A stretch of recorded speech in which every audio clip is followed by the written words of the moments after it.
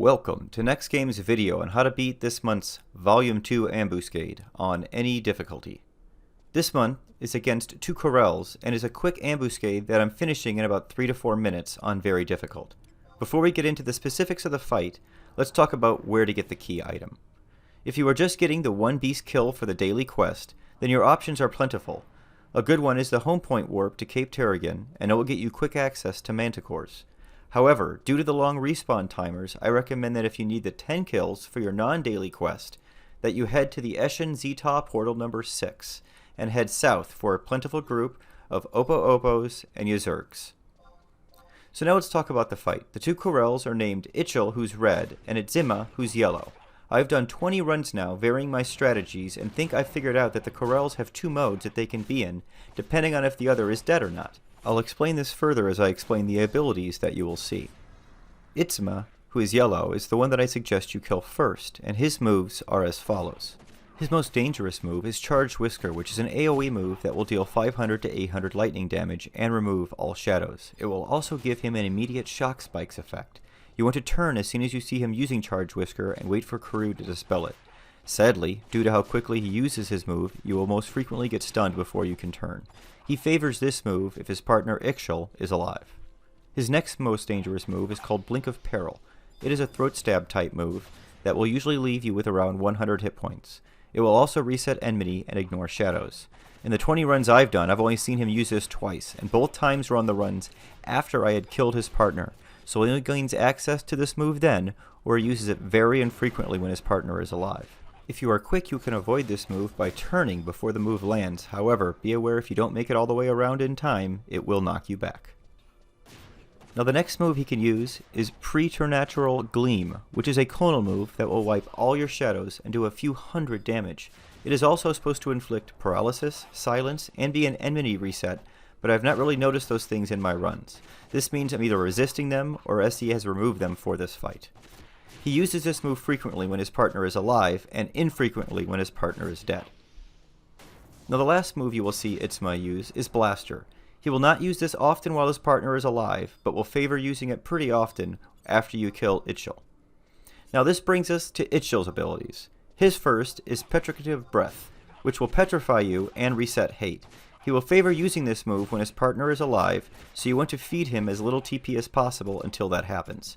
Your end will have stone off you quickly enough, but if you are zerging him, you use this over and over, which will cause both Coeurls to run all over and make this a very messy fight. The second move Itchel will favor while his partner is alive is Chaotic Eye, which will silence you. This will also be removed by your end quickly, so it is no threat. Itchel's next move is Pounce, which is a move that ignores shadows and will do roughly 500 damage. He will spam this move and Frenzied Rage after his partner dies. Coeurls should quickly dispel the Frenzied Rage, and the Pounce will leave your shadows intact, so after his partner is dead, you can simply spam your weapon skills.